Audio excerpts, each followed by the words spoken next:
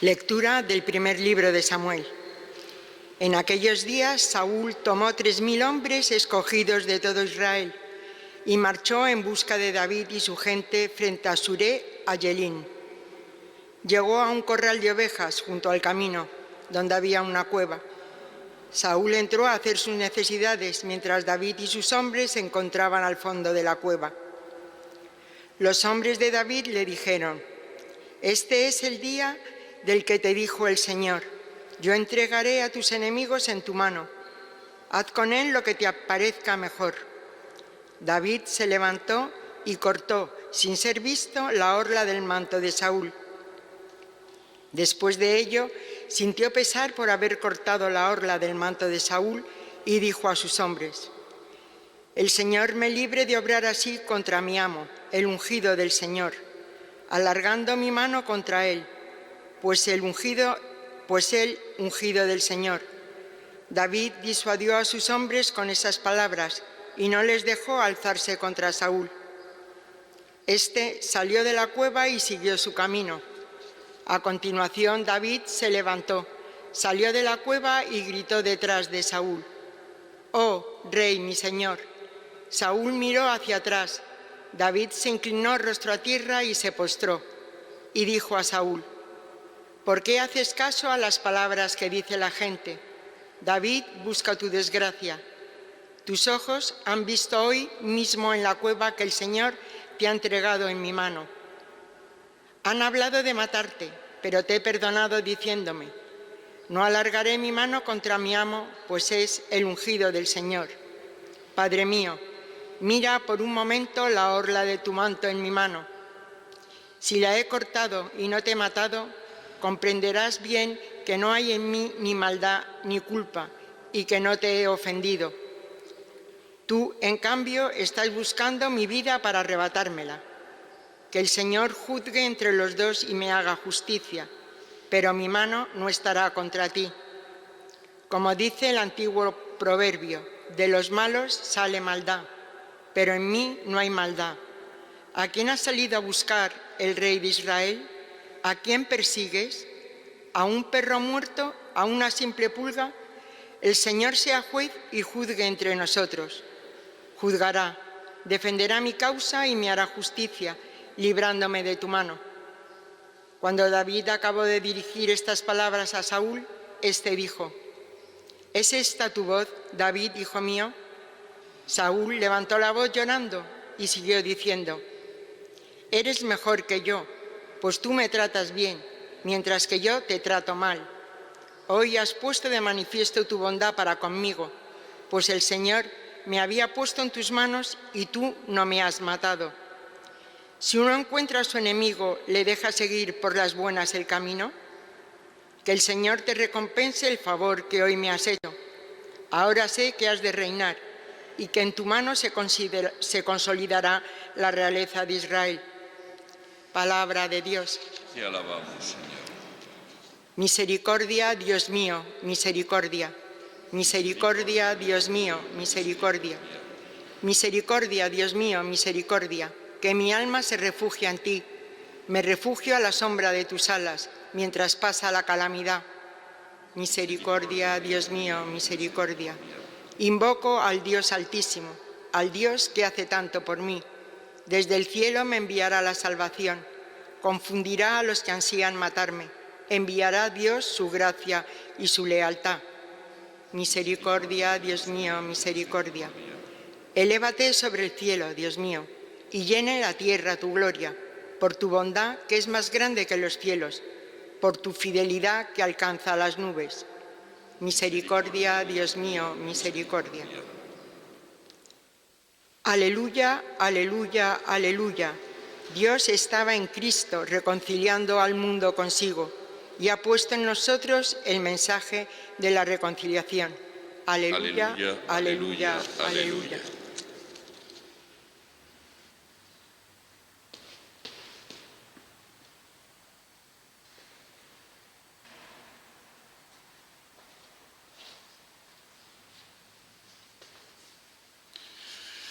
El Señor esté con vosotros.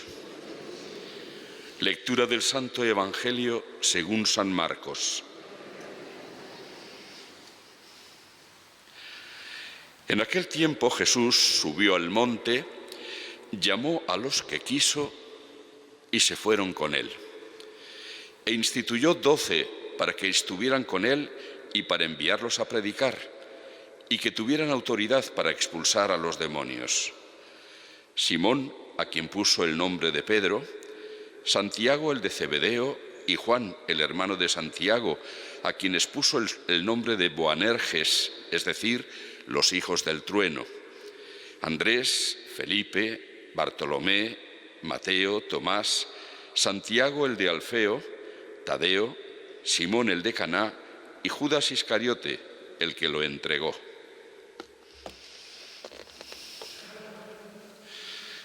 Palabra del Señor.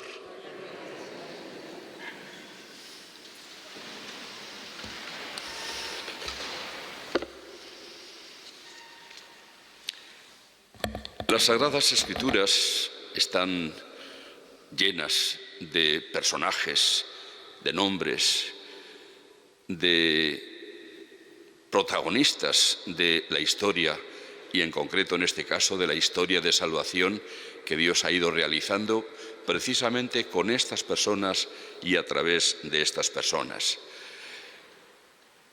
La palabra Biblia es un plural, significa libros, y es que efectivamente estas Sagradas Escrituras están compuestas, como sabemos perfectamente, por escritos de muy diversas épocas e incluso de muy diversos asuntos, diversos estilos literarios, con montones de acontecimientos. Los personajes que aparecen en ellas, pues no todos, ni mucho menos, son santos ni grandes personajes. También aparecen asesinos, traidores, personas infieles al Señor y a los demás, como la vida misma, porque en la Escritura lo que aparece es la vida de los hombres entrelazada con la vida que Dios quiere darles. Y para nosotros supone también un espejo donde mirarnos, porque ahí podemos ir viendo cómo han reaccionado unos, cómo han reaccionado otros. En definitiva, descubrimos a través de estos personajes que aparecen en la Sagrada Escritura el misterio de la persona humana. Lo es. Somos cada uno de nosotros un verdadero misterio, en el sentido de que hay en nosotros algo inalcanzable a la mente, incluso para cada uno, para sí mismo, es un misterio, es un enigma. ¿Cuántas veces ante alguna reacción nuestra nos habemos preguntado, pero ¿por qué he sido yo capaz de hacer esto? ¿Por qué?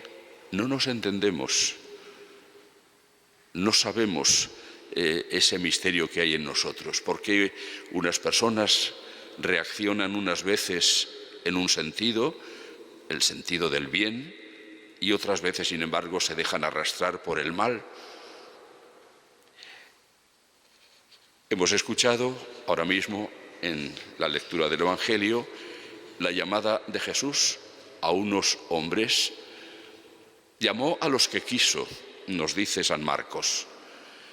Fue, por lo tanto, decisión de Jesús. Otros evangelistas nos informan que esta elección la hace Jesús después de pasar una noche entera en oración, pidiéndole al Padre que le muestre a quienes quiere que elija. Y estas personas van a estar con Jesús, les llama, nos dice también San Marcos, a estar con Él. Lo primero, a estar con Él. Esos aproximadamente 3 años que duró el ministerio público de Jesús, tuvieron estas personas la ocasión de contemplar, de ver muy de cerca al que es icono, imagen de Dios. Quien me ve a mí ha visto al Padre, le dirá a Felipe.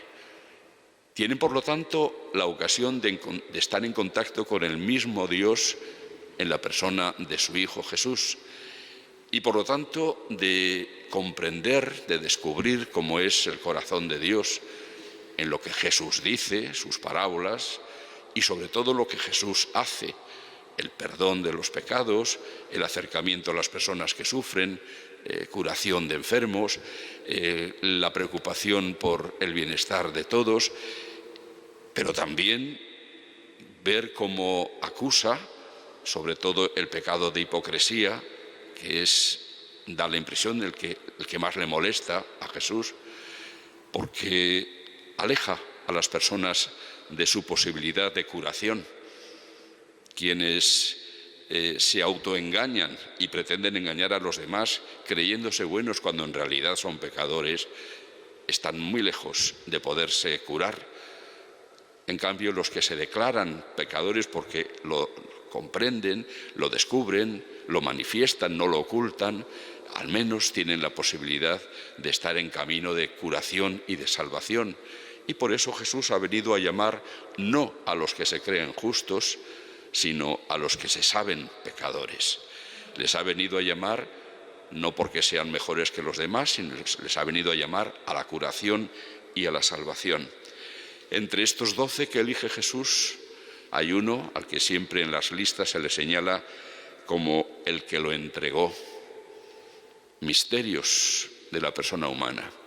Los demás no es que fueran mucho mejores, todos tenían sus defectos y los evangelistas no los ocultan, nos los presentan soberbios, envidiosos, unos de otros, avaros, etc. Tienen defectos, pero ante las palabras y la llamada y la cercanía de Jesús y la acción del Espíritu Santo después, van a ir siendo capaces de irse convirtiendo. Y así, aun cuando Pedro, por ejemplo, pues también tiene su traición particular, pero Pedro supo reaccionar llorando su pecado y mereció el perdón de Jesús, y no solo eso, sino que se le confiara una misión importante dentro de la vida de la Iglesia.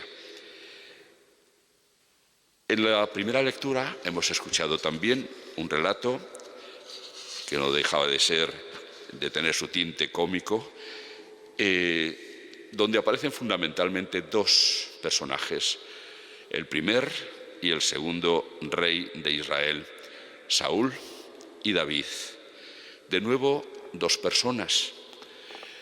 Saúl había sido ya rechazado por el Señor en su papel de rey de Israel porque no había obedecido la orden que el Señor le había dado. David aparece a lo largo de los relatos como un gran personaje. De hecho, va a quedar como prototipo de aquel que va a venir después y al que se va a llamar Hijo de David, no solo porque nace de su descendencia, sino sobre todo porque a David se le había hecho una promesa: de tu estirpe durará para siempre, y esa estirpe se cumplirá en la persona de Jesús, Rey del universo. David es admirable. No habiendo conocido todavía la doctrina de Jesús acerca del perdón como la actitud más agradable a Dios, sin embargo, es capaz de tener un corazón enormemente grande. También va a ser capaz de grandes pecados, sobre todo el crimen de hacer matar o que mataran a su general para poderse quedar con su mujer. Tremendo.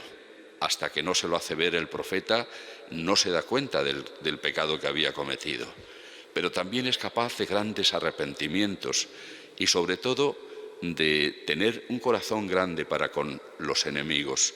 En este caso, Saúl, el rey, le está persiguiendo, nada menos que con 3.000 hombres, nos decía al principio el relato, para ir a por David y su grupito de seguidores. Pero David, teniendo ocasión de vengarse o de acabar con su enemigo Saúl, no lo hace. Ahí en el fondo de la cueva donde había entrado Saúl, como nos dice el texto, a hacer sus necesidades, estaban ocultos David y sus hombres.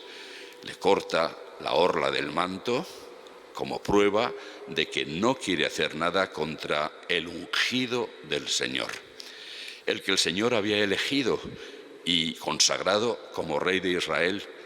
Eso para él es algo muy importante, tan importante que de ninguna manera quiere alzar su mano contra él. Y se lo demuestra al rey Saúl después, que también va a reaccionar con el arrepentimiento de lo que estaba haciendo, movido por la envidia, porque a David, como escuchábamos ayer, le atribuían la mayor parte de las victorias y a él no. David 10.000 y él solo 1.000, llevado por esa envidia, como digo, empieza a tomarle ojeriza a David hasta el punto de quererlo matar. Pero ante el testimonio del mismo David de que no le quería hacer daño, de que lo había perdonado, pues él se arrepiente también. David todavía va a darnos más testimonios de grandeza de alma, por ejemplo, cuando su hijo Absalón se vuelve contra él y lo persigue para matarlo. Y él, cuando se entera de que sus soldados habían matado a Absalón, llora de una manera conmovedora.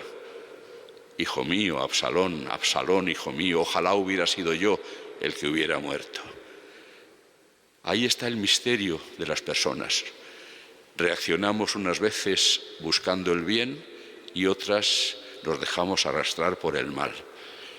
¿Cuál es la diferencia? ¿Cómo es posible superar todo esto? El Señor nos llama continuamente a la conversión por esto, porque somos capaces de lo peor, pero también de lo mejor.